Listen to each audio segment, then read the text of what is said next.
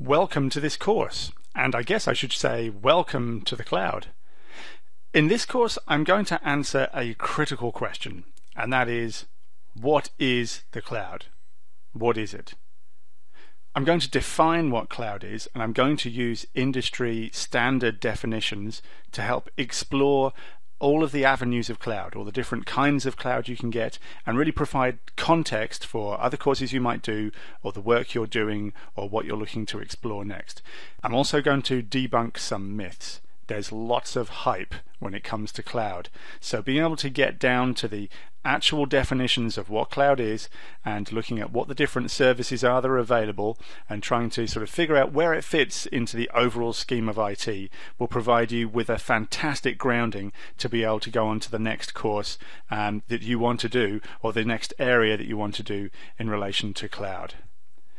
This course is suited to, therefore, pretty much anybody who works in IT. If you're planning on working IT, if you do work in IT, from CIO, project manager, and if you're in procurement, if you're in one of the infrastructure areas that deals with hardware and boxes, flashing lights and cables, if you're a developer, this course is going to have something for you to be able to help you start the journey in the right place and really get a great understanding for what cloud really is. So there are several sections in this course. Let's go through them now. The first one we'll cover off is the buzzword topic. Cloud is not a buzzword, and we'll explain exactly why.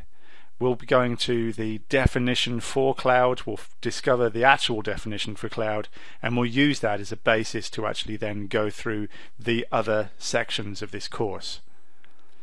The first definition section, if you like, that I'll be covering off are the different service models of cloud. This may be something you've heard of before. This is software as a service, platform as a service, infrastructure as a service. We'll describe them, we'll put them in context, we'll relate them to each other, we'll also relate them to traditional IT, and really put them into a continuum so you can see what the different kinds of services are, and give real-world examples as well, so that we can really get to grips with those models. The next topic is essential characteristics. Now there are 5 defined essential characteristics for cloud. We'll take a look at each one in turn, and we'll provide some context around it again. We'll look at it in comparison to traditional IT. We'll give some examples, and we'll really flesh out what each of those things, more than just a dry old document would do. And then finally we'll look at deployment models. There are several deployment models which work in cloud. There are some confusions around these two, so you've got public cloud and private cloud, and it doesn't mean what a lot of people think. So it really is a procurement model for cloud. It's not about the information you store and how readily accessible it is, but we'll look through that in more detail. And then finally we'll do a recap, and we'll bring it all together in the conclusion of the course. So as with all great instructional videos and instructional courses which it claims to tell you what something means, we start off with saying what it doesn't mean. And cloud computing is not a buzzword. That's a really important point to get across. We need to get away from the hype. We need to get away from the marketing terms. Who remembers things like Web 2.0? Now that was a buzzword. It didn't really mean anything. There were definitions of it on the internet. You'll still find some today. I'm sure Wikipedia says something. O'Reilly said something else. It meant something to do with websites that were interactive and contained, I don't know, Ajax and the like. But it didn't really mean one particular thing. You couldn't hang your hat on one definition. I don't know if anyone's ever heard of Web 3.0. I'm sure someone's trying to coin that phrase, but it's not a thing. Okay, these are buzzwords. We know that. Marketing terms, they're useful if that's what you need them to do. A marketing group will use it for promoting their product and sort of putting it into some perspective, and you can kind of get the idea, but it's not actually defined. You can't go and buy a Web 2.0. Okay, the other one, I mean, the thing of the moment, Internet of Things, another buzzword.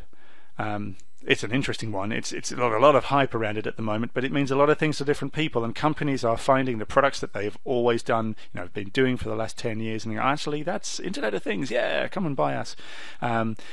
Pump all your data from your windscreen wipers into some big data solution. Big data, there you go, there's another buzzword. Cloud is not a buzzword. Cloud computing is not a buzzword. I've seen things written in where was it? There was a rec room in somewhere I was working. It had a poster up there, and it said there is no such thing as cloud computing. It's just a computer in someone else's data center. No, that really isn't what it is. We'll see that in a lot more detail as we go through the subsequent lessons of this course. But we're going to be far better positioned than the people that put that poster up. It's not a buzzword, and it's not just a fad.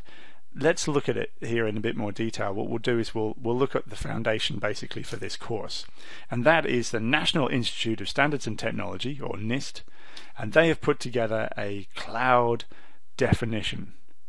I'm just going to put that in Google, as you can see, and here top result is a PDF. If we click on that, we get the actual document itself.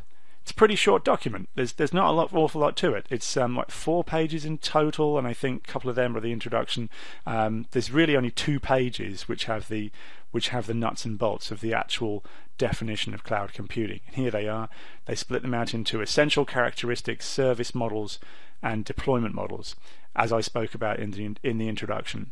And so this is the document that we'll be using to go through the definition of cloud. We'll look at each of these sections in turn, but we'll put them in a bit of context. So I just wanted to show you that. Now, there's no need to go away and Google this right now and read it. Of course, you're welcome to. If you want to pause this course, go and have a look at it, but we'll be using this document as a sort of foundation and a glue, if you like, to the subsequent sections of this course. So let's take a look at service models for cloud. Now, if we go back to the NIST paper that we had before, the National Institute of Standards and Technology definition of cloud, that we discovered this paper during the It's Not a Buzzword lesson. And if we scroll down, we'll go through each section and we'll find there is the service models here. And as we spoke about before, you'll probably remember, or you may already know some of these terms: software as a service, platform as a service, and infrastructure as a service. And so that's what we're going to go through now. Now, to do that, there's a very helpful diagram or set of diagrams which we can find, and I'm just going to go and Google for that now. So if you have a look for software as a service versus platform as a service versus infrastructure as a service, and we go to Google image search, then here we go. You'll notice there's lots of these, and here's one attributed to Microsoft, so that's pretty useful, and we'll take a look at it. So what we'll use to be able to differentiate the different kinds of platforms that we have in the cloud is this stack model here. Now, if you've studied IT at university or somewhere like that, you might sort of recognize this. This is a bit like the OSI model, but it's not quite the same. But it is a top-down view of a stack of a IT system, and it starts with applications and goes all the way down to networking. So applications, these are fairly obvious, I suppose. These are things that we install and we use as users of a system. The data, so we're talking databases. Runtime, so we're talking things in here like Java or .NET. Middleware, messaging systems, these types of things, maybe a service bus. Operating systems, so your Windows or Linux, Oracle. The virtualization layer, so if our operating systems are virtualized away from servers, we'll need a virtualization layer, and in a traditional IT environment we're talking about VMware, that type of thing. They sit on top of servers. These are physical servers, the boxes with flashing lights that we see. Storage, those are the other boxes with other flashing lights but that usually contain disks. And then finally the networking, so we're plugging cables in and out and we're actually routing data around. And so if we consider this model here, we can actually use this to look at and describe the service models of cloud. So the first of the cloud service models we'll look at is infrastructure as a service, and that's shown to us here as IaaS in this model. And if we remember this stack from the previous lesson, this gives us a context which we can use to describe what infrastructure as a service provides for us. Now, the blue in this diagram here represents the things that you manage, and the grey represents the things that are delivered as part of the service from the provider. So a great example of infrastructure as a service is AWS, Amazon Web Services, And of course you've also got Azure from Microsoft. There are others too. You've got Rackspace and what have you, but these are basically the two leaders in this field. So what do they provide you? When you go to AWS and you buy some infrastructure as a service, what do you get? Well, you get the networking, storage, the servers and the virtualization, all the way up to part of the operating system. You get all of that provided for you. And basically what that means then is that you're going to get the data center. You're going to get the data center all the way up to a virtualized machine which you can do something with. So if what you need is a Windows machine, for example, that you can remote desktop into, but you don't care where it is because it's in the cloud, then you can go to AWS, you can provision yourself a virtual machine, and you're ready. You can deploy whatever you want on top of that. And what you're going to deploy on top of that is some, well, I'm going to say operating system management you'll have to do. So your antivirus, potentially your backups and things like that, you'll have to handle. Middleware if you need it, runtime, so if you're going to install a Java runtime, for example, on there for your application, data, so if you need a database, you can go and create one. So you might want to spin up another virtual machine to install a database on that machine and connect these things together. And then finally you'll deploy an application on top, something to actually make use of the capabilities of the environment. And that's infrastructure as a service. You deploy the application all the way down to the operating system management, and the rest is provided for you. And you don't get to play in this space. This is the actual physical data center. This is the actual servers and the disks. They handle all this for you. You don't have to deal with this. Now, Amazon have a couple of great marketing terms, but one of them I like in particular is undifferentiated heavy lifting. And what they're saying here is that we do all of the stuff that basically everybody does.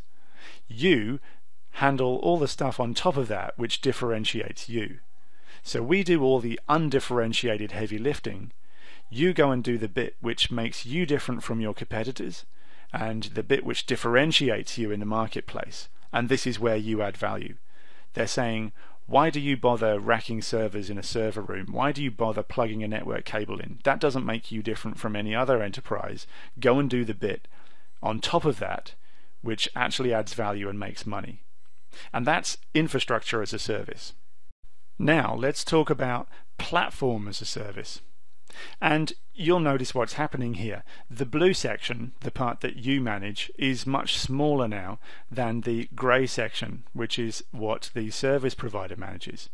And so now what's happening is the service provider is looking after the whole of the operating system and is handling patch management and backups and those types of things for you. They're also potentially handling any middleware that you need and runtime that you need. So it's just a case of you coming along and adding your application and data. Now, what does this actually look like? When we talked about infrastructure as a service, we talked about Amazon Web Services, and I talked about it in terms of how you could provision a virtual machine and deploy a workload and off you go. Now, if you've taken any look at Amazon Web Services at all, you'll know that there's lots more services in there than purely a virtual machine, or what they call EC2. There are lots of other services such as managed databases, managed message queues, managed storage, which you can use. And Azure has a similar kind of lineup of products as well. And these things fit into the platform as a service mold. So for example, if you look at the managed database service that AWS provide, they will allow you to configure a environment in which has an Oracle database, for example, where they will deal with a lot of the day-to-day running of an Oracle stack. So you don't have to look after the operating system, and you don't have to look after patch management of the actual Oracle database itself, so we'll call that the runtime. You just have to go on there and implement your own data schemas, your own stored procedures, whatever it is that you want to host inside of that Oracle platform. So you only manage the bit which sits on top. And this is a view into what happens in cloud, is that there is no vendor that I can think of that will isolate a product or a product suite to only one of these sections, not to only infrastructure as a service or to only platform as a service. So Amazon is a great example of something that blends across the two, and that's platform as a service. Now let's take a look at software as a service. And you'll notice here, of course, that there is no blue at all. The entire stack is managed by the service provider. Now, that doesn't mean to say that you don't have your own space in there. It is still going to be a multi-tenanted environment where you can have your own data. A great example of software as a service, and one that's very much in the public domain, so it's very accessible to people, is Gmail. Gmail is a complete service provision. The application is deployed to a server somewhere. You have no concept of it. You cannot update it. You cannot change it. The data in the database, all of it, all the way down to the networking, I mean, it's somewhere else. We have absolutely no concept of where it is, unless I suppose you work at Google. But that doesn't mean to say that you can see everybody's email. When you sign into your account, you see your email. So you are able to get a multi-tenanted slice of the software as a service product. So that's key and important to understand. You can still do some level of configuration, but the entire stack is managed by somebody else. And that's software as a service. So to compare these models, let's just recap. We have infrastructure as a service, platform as a service, and software as a service. And we talked about some examples of products that fit here. So Amazon Web Services absolutely fits in the infrastructure as a service realm, but it also fits over into platform. No question about that. Software as a service, we talked about Gmail. And I suppose in many regards that really is software as a service. That doesn't really go anywhere else. Let's have a look at Salesforce.com. Now this is a fairly famous, it's one of the first software as a service platforms really to emerge, and it's a software as a service CRM, so customer relationship management system, and it definitely sits in the software as a service realm. If you want a CRM and the software as a service product from Salesforce meets your requirements, then go for it, sign up, you've got it, you're done, you have a software as a service solution. But Salesforce has also branched out into other areas, so you can actually upload some fairly sophisticated configuration which really borderlines on an actual application. You can certainly model data inside of Salesforce, and so this then also spreads itself down into platform as a service. And this is what we talked about somewhat in the previous lessons, but all of these things really, all the infrastructure, platform and software as a service, they sit on a continuum, and there is a definition for what each of these stops means, but many products will fit in between here. Many products from many different providers, and so using these definitions we can understand them all, but it's just important to realize that nothing necessarily fits black and white into each one of these buckets. And you'll find that the as a service title is used for various things in the marketplace. One I heard of fairly recently was integration as a service, and that's used by people to be able to describe the thing that they have, which is like a message bus, for example, but provided as a service. But it probably fits somewhere in the platform realm, maybe towards infrastructure, I don't know, maybe it fits around here. It's kind of subjective, you can decide where it fits, but understanding how these things fit together gives you a sense of where products sit on this overall continuum, and that probably helps you make the right kind of investment decisions or strategy decisions in your organization. The other thing I want to mention is investment profile. So if there is a product which sits in software as a service which matches your requirements, then it is likely that this is going to provide you best value for money. think about it in comparison, think about it in relation, for example, to CRM. If you require a CRM and the Salesforce CRM meets your needs, if it does, then getting it from Salesforce is likely to be better value for money than if you were to make it yourself. And so your return on investment curve, if you like, between software as a service and infrastructure as a service looks something like this. Now, that's not to say that infrastructure as a service is bad. Infrastructure as a service is measurably better than, for example, on-prem or traditional IT, which will be somewhere off the side of the diagram down in the diminishing returns of having lots of physical equipment on your shelves. But if you can find a software as a service product which meets your needs, my suggestion is go for it. But it is often the case, of course, that you're not going to be able to find something that exactly meets your needs. Maybe the thing that differentiates you from your competitors is the thing that you need to actually have installed in an application. So, of course, platform and infrastructure as a service is there to meet those needs as well. Okay, so essential characteristic number 1 is on-demand self-service. So let's go back to our NIST paper here, the NIST definition of cloud computing that we found before in the previous lesson. And let's go down to the section on essential characteristics. Here it is. And we'll look here at the first one. And as I said, it's on-demand self-service. Here it is. And I'll just read through it quickly, but then let's sort of pick out the key points and let's just discuss them in turn. So it says on-demand self-service, and it describes it as a consumer can unilaterally provision computing capabilities such as server time and network storage as needed automatically without requiring human interaction with each service provider. Okay, so it's talking about compute capabilities as we expect from a cloud service, and it's giving the example of server time and network storage, but this could easily be network service, it could be email service, or it could be some kind of integration service or some photo storing service, whatever it happens to be, and it's saying that it can be provisioned as needed automatically and without requiring human interaction. And so automatically here is probably one of the most interesting pieces, and let's take a look at that.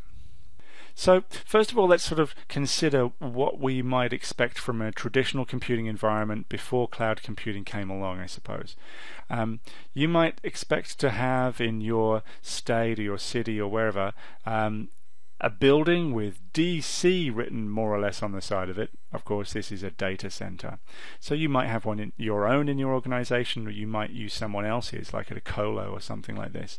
And inside it, there are racks upon racks of things and computers and switches and network gear and all that kind of stuff. There's probably even some space in there where you could go and put your own stuff.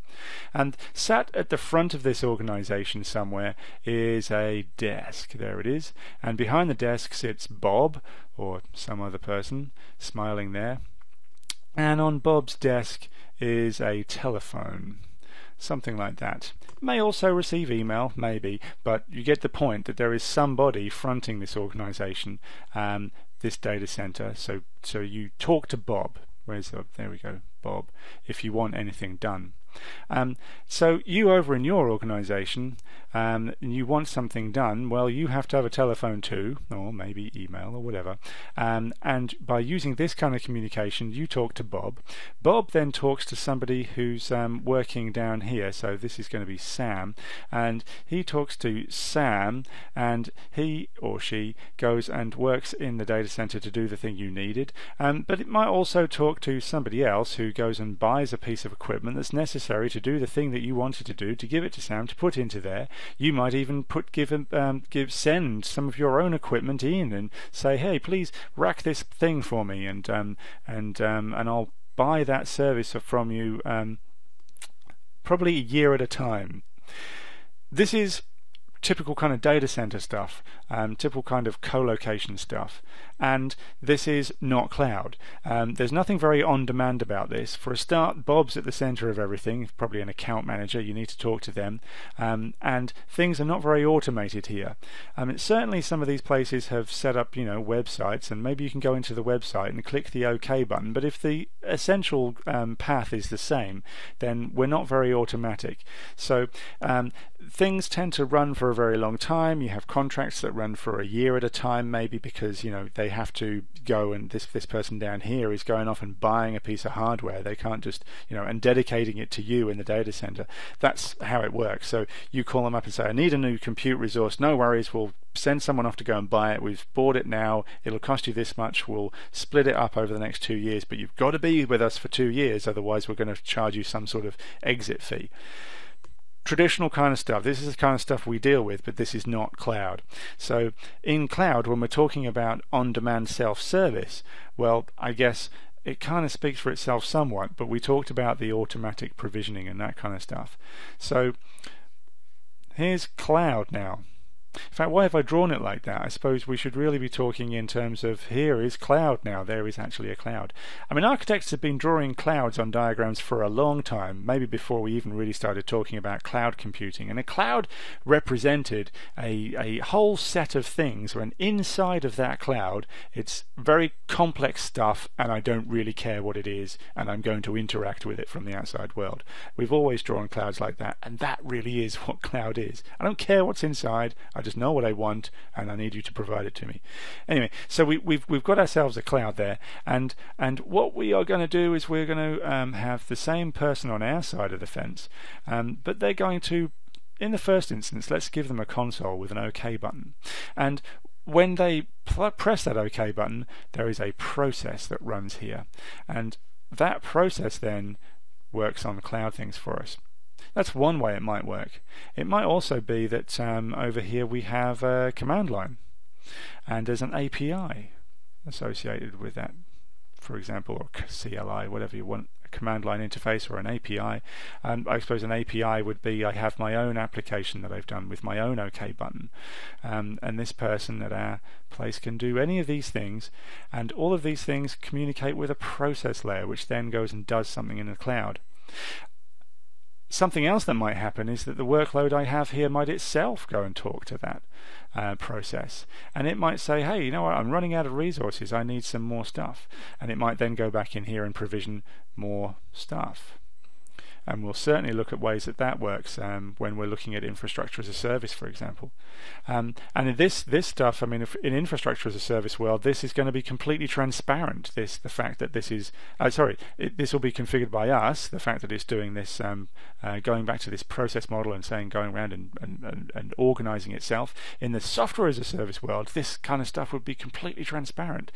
We don't need to know how hard the infrastructure is working because we're just using it. And so yeah, you've got that's our admin bod sitting there working on all that kind of stuff with the consoles, and we have our users who are accessing this stuff, and they're none the wiser really. Okay, so that's the cloud setup for on-demand self-service, and we can go without having to call up Bob, the account manager, without Bob then having to call up Sam to go and do something, without any of those things. Automation is at the key of it, and this is really one massive automation process which sits covering the whole of the cloud infrastructure and will manage the infrastructure in the cloud without us having to go and actually do something ourselves, and without Bob having to go and do something themselves. It all is automated. So the second essential characteristic of a cloud service is broad network access.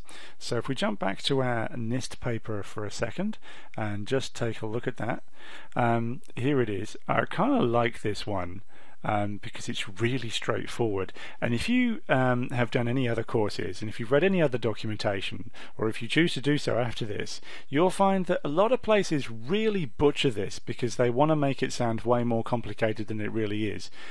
it's actually really straightforward, and I suppose some of it is to do with the language used when they define this one. But it says broad network access capabilities are available over the network and accessed through standard mechanisms that promote use by heterogeneous thick or thin client platforms, e.g. mobile phones, tablets, laptops and workstations. So what does this mean? Well, as I said, it's really quite straightforward, and it's nothing like as complicated as some people might make you believe. It basically means over the network. These things are networked together. You can't get access to cloud computing unless you're connected to some network. The cloud platform is going to be somewhere else.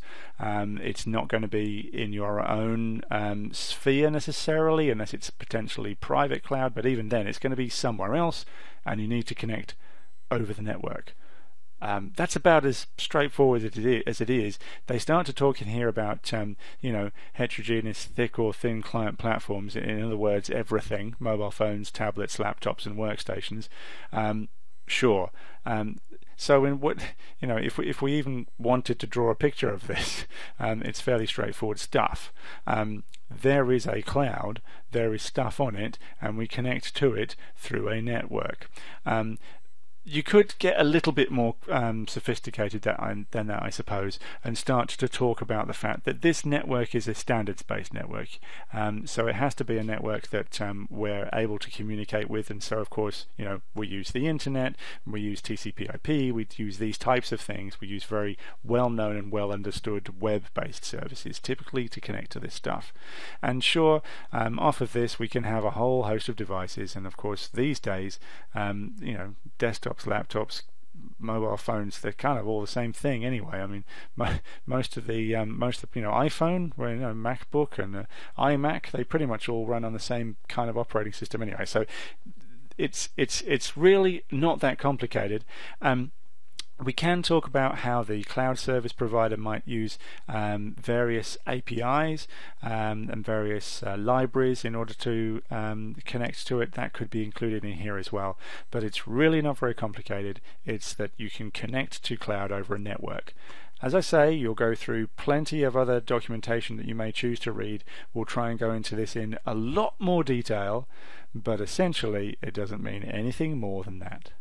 Next up in our essential characteristics is resource pooling. And this one's quite a good one, quite a meaty one. Resource pooling. The document says the provider's computing resources, so in this case it's the cloud computer provider, the provider's computing resources are pooled to serve multiple customers using a multi-tenanted model, with different physical and virtual resources dynamically assigned and reassigned according to consumer demand. There is a sense of location independence in that the customer generally has no control or knowledge over the exact location of the provisioned resources. And it goes on to say that you might have some level of an idea by which country it's in, and it gives examples of storage, processing and memory. So let's have a pick out of the key words there. So obviously with resource pooling, one of the key words is pooled. We see that it serves multiple consumers in a multi-tenanted model with different physical and virtual resources dynamically assigned, on demand.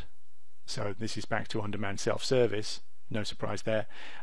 There is a sense of location independence. This is quite important. And that the customer generally has no idea where the infrastructure is. But you might have some level of control over a higher level of extraction, so country, state or data center. So let's go and take those key points back over to the blackboard.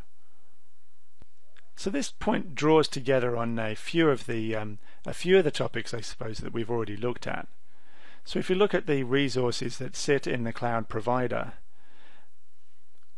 and this is the kind of diagram that we drew on the side when we were sort of pretending that a cloud provider was in a data center. And we look inside of here, it's got lots of genericized pieces of equipment for networking, for storage, for whatever it might happen to be. I suppose it applies just as easily to software as a service as well. So you could think of that as in terms of application units of some sort. And then over on this side here we've got a user with a console, or a customer more to the point, so this would probably be someone in the admin space with a console. And let's get another one as well. And these two customers are entirely different organizations, so I'll draw a line between them. And this customer comes in through their console, and they provision for themselves through their console a portion of the kit. And so the other customer comes along, I'll choose a different color, and they grab themselves other parts of the kit. Now, which parts of the kit have been allocated depend very much on the service provider, not the customer. So the flavor of it can be determined by the customer, but which particular bits of it are determined by the provider.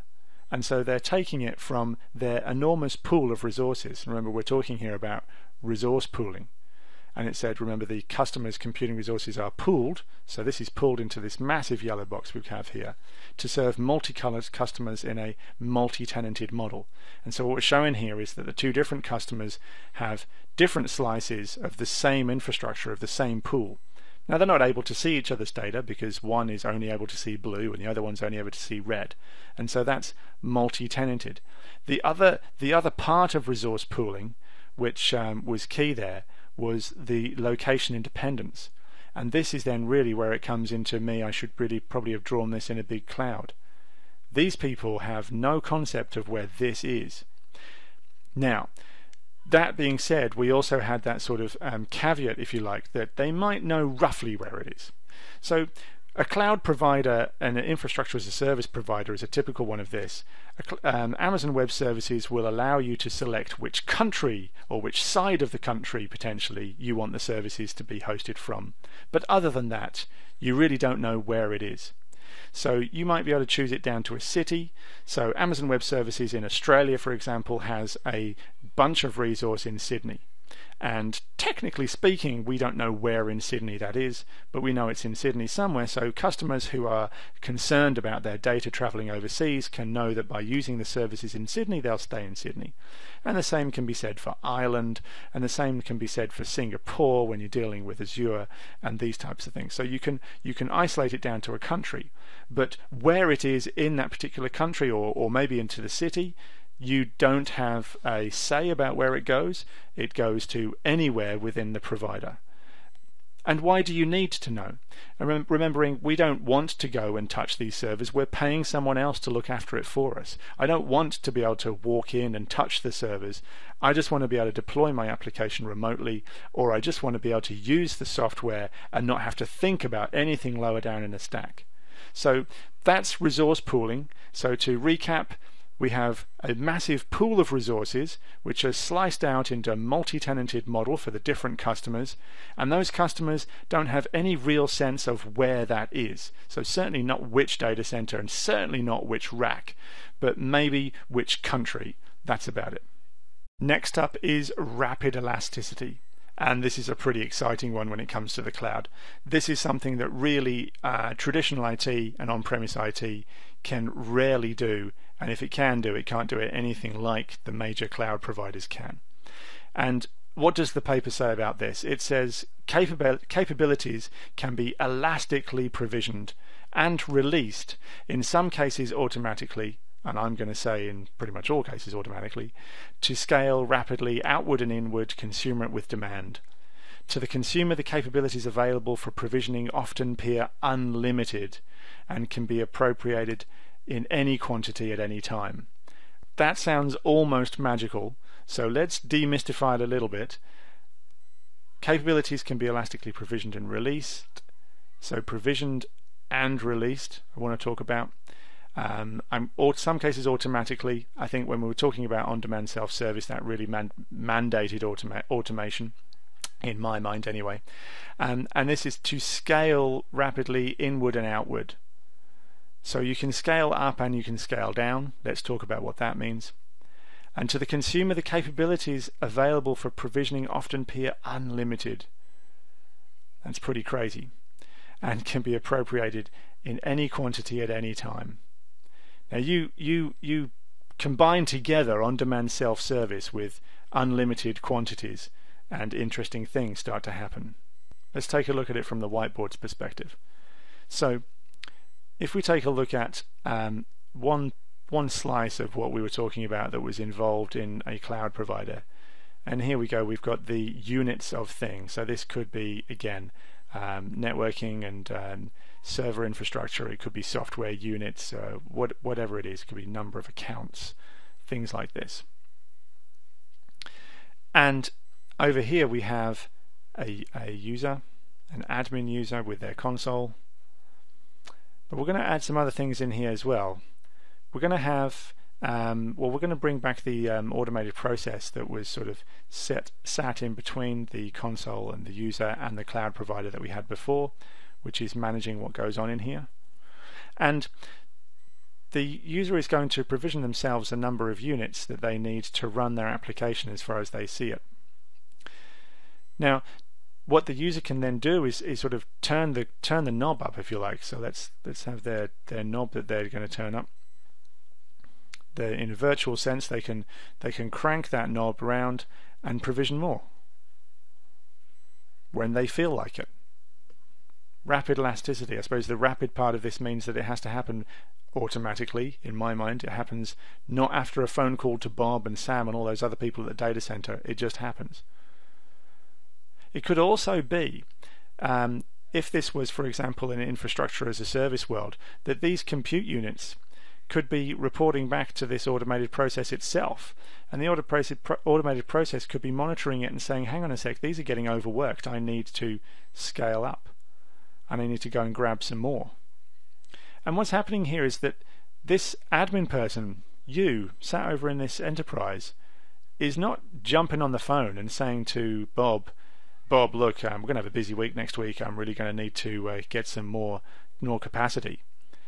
Because with rapid elasticity and this essential characteristic as we have defined it, the capability of the service provider can appear unlimited. So what's happening here is that we have a mixture together of these other essential characteristics we've been looking at. Remember, resource pooling. I mean, while you're scaling up your application, or while your own application is even scaling itself up, somebody else somewhere else may be scaling their application down. And so there is a spare capacity being released somewhere which you can then use up. And when you need to scale down again, you can scale down. You don't have to do anything special. You can just stop using it. And that then goes back into that resource pool that we talked about before.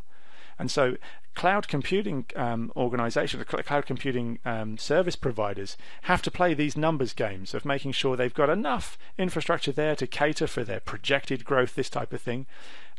But for you, it appears unlimited because you just keep chewing away. And if you get to a point where they run out, they're going to have to buy some more and slap it in, and then you can keep chewing that up. But then you can scale back if you want to do so. And this then goes with how much you pay, because typically with a cloud provider you pay for what you use, and so you pay in this case for this much, and then if you add on a whole bunch of resources then you'll pay for that much. But then if you scale it back, your dollar spend will scale back too. And that's a real key element of how cloud works and how you can often drive great savings from cloud infrastructure. If your servers become less busy, you can turn some of them off and you can stop paying. So let's look at the last of the essential characteristics, and that's measured service. Here it is in the definition paper, and it goes to say, measured service. Cloud systems automatically control and optimize resource use by leveraging a metering capability at some level of abstraction appropriate to the type of service. And they give the examples of storage, processing, and bandwidth, but they also give the example of active user accounts, which relates to software as a service, which is a nod in that direction. It goes on to say resource usage can be monitored, controlled, and reported, providing transparency for both the provider and the consumer of the utilized service. And I think that's really the key bit here. Monitored, controlled, and reported, both for them and for you. And let's look at what that means over on the blackboard. So inside of our cloud environment, we have our workload. And that workload, in this instance, maybe we'll talk about it as a virtual server, but it could be any of the service models for cloud. We've talked about how there's this management plane out here, and as part of that we've talked already about the sort of the automation process and the automatable processes that sit inside of there that you can configure from a console typically, or APIs or command lines, as we spoke about before. And so what this measured service means is that whilst this is configuring what you have in here, there are a series of graphs or data points, more accurately, that are being kept and monitored by the cloud provider so that you can see what's happening. Now, some of these might be the amount that you spend, and of course that's a key one for the provider. They want to be able to tell you how much you're spending so that you can then pay. But you also want to know how much you're spending so potentially you can adjust your design and reduce the amount you're spending. Interestingly, Amazon Web Services actually provides you with tools inside of the platform as part of measured service to help you reduce your spend. It's quite an interesting concept for a business. Maybe more should take note. But this could also be processor utilization of, say, for example, this box. And we can use it, as we talked about. Remember, it was to monitor, control, and report. So we have report already in terms of dollars, and you can pull out other metrics so you can see it. You can also monitor it, I guess, as well through that. So the reports can be for dollars, the monitoring can be so that you can actively see what's going on and ensure the health of what's happening. But you can control it as well. So you can set up metrics on these things to say, well, if my processor utilization has been over 90% or 80%, say, for 5 minutes, then I want my automation process to go and do something about that. Run something and go and do something. And so it might spin up another instance of the server, and it might spread the load across 2 servers. It might do that again and get you a fleet of servers all working hard because this is the busiest time of the day or the busiest time of the week, whatever the life cycle is for this application. And in the same way, this graph or this metric can be looked at and configured to say, well, if you're below 20% utilization across all of these boxes for more than 20 minutes, say, or whatever it might be, then turn some of these off because I don't need them anymore. So that's all about measuring a service so that you can actually then control what you're doing and actually using the automation processes inside of the platform to be able to look at those metrics and respond to it. It's also about reporting to you so that you can see what's going on and monitor what's going on. And of course, at the end of the day, bottom line, the provider wants to charge you as well. So in this section of the course, I'm going to talk about deployment models.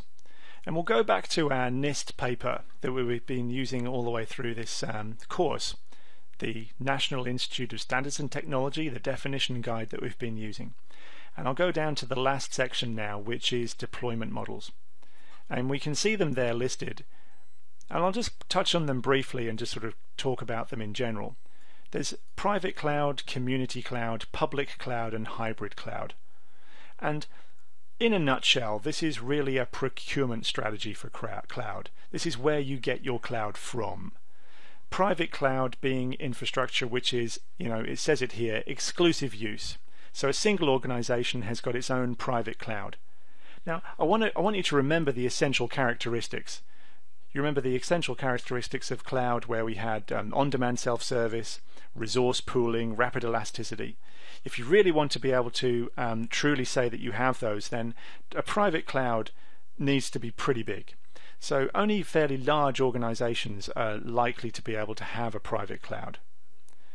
Community cloud then is where, I guess, a bunch of organizations can come together to form their own private community cloud. Public cloud is by far the most common cloud. So Amazon Web Services, Azure, Gmail, Salesforce, all of these things, pretty much most of these things we talk about are public cloud. And that is because you, a member of the public, you, a member of any organization anywhere in the world pretty much, can go and buy this. If you've got a credit card, you can rock up, you can buy it, you've got it. It's available to the public. Now that doesn't mean that the applications you store in there are then available to the public by default, or of course they can be if that's what you want them to be, but if you want to have private applications and if you want to have private data, you can still use public cloud. So it's not about the applications or the architectures you deploy in the cloud environments. This is about procurement and how you buy them. And finally on the list there is hybrid cloud, and this I guess is talking about where you've got a number of these different types of deployment models and you make use out of all of them. So again, by far the majority of providers that you'll come across are working in this space of public cloud, and that's okay. It doesn't mean that your stuff's out there for everybody to get. It just means that you can buy it and other people can buy it too. But remember, we talked about multi-tenanted environments in our resource pooling essential characteristics. So all of those other characteristics still apply. This is just as I said, a procurement model. And so I'll leave it at that. Pretty much everybody goes to public cloud. If you're lucky enough, I guess, to be in an organization where you can have private cloud, then you must be pretty big. And I got to say, you're probably going to be playing catch up to some of the public cloud providers if that's the case. But deployment models summarized there: private cloud, community cloud, public cloud, and then if you want a bit of everything, hybrid cloud. So that pretty much brings us to the end of our discussion of cloud, of looking at the terms and definitions which describe cloud. And I hope through this process and through this course that you've got a much better sense of the different characteristics and the service models that make up cloud. And let's have a bit of a recap. We talked about the service models. We talked about software as a service, where you go and consume typically a web application which is entirely managed by somebody else. We've talked about platform as a service, where we are deploying just the application and then everything else is managed by somebody else, and how these things are all really continuum which end off in infrastructure as a service. And so we had a continuum between the lot, and infrastructure as a service being where you get most control and you can deploy servers with your own applications and your own integration potentially, these types of things. So those were our service models that we discussed. We then talked about our 5 essential characteristics of the cloud. And if you're going through the NIST paper, this is the first thing they talk about. And we talked about on-demand self-service, so how everything's automated. And we talked about our person with the admin console who goes through to an automation process to be able to get their cloud resources. You know, they're not sitting there on the phone to Bob, and Bob's not on the phone to Sam, and it's not all a mass of people that are going around and doing stuff. It's all automated. I mean, in the background at Amazon Web Services, they have their own equivalent of Sam, but you never need to know they're there, and you never need to talk to them, and essentially you never need to talk to an account manager, although no doubt they would like to talk to you from time to time. We talked about broad network access, how essentially you can connect to it through the internet, and that's pretty much all it is. Lots of people are going to tell you it's more complicated than that, but that's pretty much all it is. We talked about resource pooling, so the provider there masses together their economies of scale, so they've got an enormous pool of resources that can be sliced out just to you and to other people through a multi-tenanted model, so you get your own little slice of what they have to offer. But it's in a location which is independent of you, and you don't necessarily know where it is. You might be able to define it down to a region of the world, but that's all you need to know, and pretty much that's only for compliance purposes. So it's location independent, it's somewhere else. We talked about the other characteristic of rapid elasticity. So your application can scale up and scale down on demand. You only pay for what you use in that model. So if you scale up to 17 servers and you only use them for an hour, and then you scale back down to 1, then you only pay for those 17 servers for 1 hour, and then you're back to paying for 1 server. Back to this automation, back to on-demand self-service, I suppose, within that realm.